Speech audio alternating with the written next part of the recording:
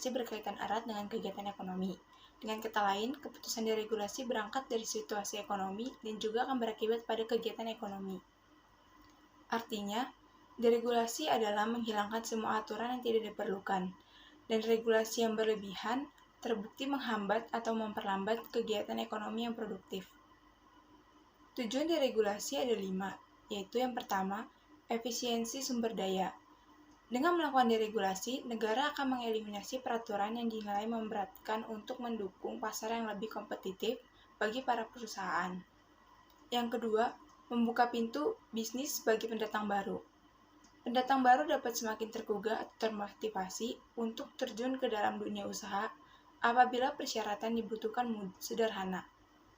Yang ketiga, menciptakan banyak pilihan bagi konsumen. Deregulasi membuka persaingan yang sehat bagi perusahaan-perusahaan dalam pasar. Mereka akan saling berkompetisi, menciptakan produk yang bersaing baik dalam harga maupun kualitas. Yang keempat, terbukanya kebebasan untuk perusahaan di pasar yang kompetitif. Deregulasi erat kaitannya dengan penghapusan atau pengurangan intervensi negara di sektor keuangan, termasuk dalam layanan, pasar, atau produk. Ini membuat perusahaan mendapatkan kebebasan untuk menentukan strategi atau proses bisnis untuk memperoleh keuntungan maksimum. Yang kelima, memperkuat perekonomian nasional. Syarat untuk menjadi negara maju adalah mencapai rasio wirausaha setidaknya 4% dari total jumlah penduduk. Rasio wirausaha penting bagi sebuah negara karena bisnis merupakan salah satu faktor yang dapat memperkuat perekonomian nasional. Deregulasi perbankan adalah keadaan di mana terjadinya perubahan peraturan dalam perbankan, khususnya di Indonesia. Hal ini terjadi karena belum tangguhnya keadaan perbankan Indonesia, disebabkan perbankan Indonesia adalah warisan dari negara penjajah di Indonesia, sehingga tidak memiliki kemampuan untuk mengelola perbankan dengan baik, dan Indonesia memang tidak didasari untuk belajar dari negara-negara lain yang sudah lama mengatur soal bank. Deregulasi ini dimaksudkan dengan tujuan membuat suasana perbankan Indonesia lebih stabil. Maka dibuatlah kebijakan-kebijakan yang mengatur tentang perbankan Indonesia. Deregulasi perbankan dilaksanakan pada 1 Juni 1983 yang merupakan paket kebijaksanaan yang berisi antara lain, yang pertama, pelepasan pagu kredit, kedua, pembebasan suku bunga perbankan, ketiga, peningkatan suku bunga tabanas, 4. Untuk sektor yang diprioritaskan tetap berlaku pagu tingkat dan kredit likuiditas Bank Indonesia. Kelima, kelonggaran atas pajak deposito. Dengan deregulasi perbankan diharapkan mampu menghilangkan distorsi-distorsi dalam perekonomian nasional, khususnya bagi sektor perbankan. Ada 5 periode perbankan Indonesia. Yang pertama, periode sebelum deregulasi. Yang kedua, periode setelah deregulasi. Yang ketiga, perbankan pasca masa krisis ekonomi ditandai dengan BPPN atau Badan Penyihatan Perbankan Nasional.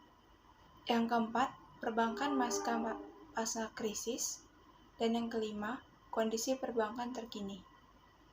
1980, deregulasi perbankan yang dilakukan pemerintah melalui paket Juni 1983 yaitu diberikan kemudahan bagi bank untuk menentukan sendiri suku bunga deposito dan dihapuskannya campur tangan Bank Indonesia terhadap bank dalam penyaluran kredit. Dan paket 1988, hanya dengan modal 10 miliar, siapa saja bisa mendirikan bank baru, telah berakibat tingkat persaingan antar bank menjadi semakin tinggi. Hal ini dikarenakan semakin mudahnya seseorang atau suatu kelompok membuat bank baru di Indonesia. Dengan deregulasi ini, maka kondisi perbankan di Indonesia sudah semakin maju. Sedangkan dampak negatifnya adalah banyak pengusaha yang menyalahgunakan bank dan banyaknya tindakan KKN yang disebabkan rendahnya pengawasan terhadap perbankan Indonesia. Sejarah perbankan di Indonesia tidak terlepas dari zaman penjajahan Hindia Belanda.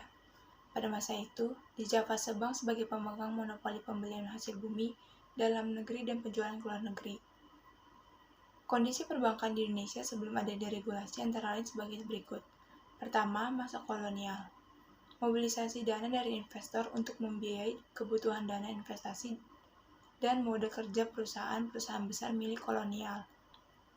memberikan jasa-jasa keuangan kepada perusahaan-perusahaan besar milik kolonial seperti giro, garansi bank, dan pemindahan dana sebagai tempat sementara dari dana hasil pemungutan pajak dari perusahaan penjajah maupun dari masyarakat pribumi untuk kemudian dikirim ke negara penjajah. Yang kedua, masa setelah kemerdekaan. Di zaman setelah kemerdekaan, perbankan Indonesia bertambah maju dan berkembang lagi. Beberapa kondisi perbankan pada waktu itu antara lain sebagai berikut. Mobilisasi dana dari investor untuk membiayai kebutuhan dana investasi dan modal kerja perusahaan-perusahaan besar milik pemerintah dan swasta. Memberikan jasa-jasa keuangan kepada perusahaan-perusahaan besar. Mengadministrasikan anggaran pemerintah untuk membiayai kegiatan pemerintah. Yang ketiga, masa sebelum deregulasi. Pemerintah pada masa ini kebijakan yang terkait dengan sektor perbankan hanya ditekankan kepada kegiatan usaha-usaha besar dan program-program pemerintah.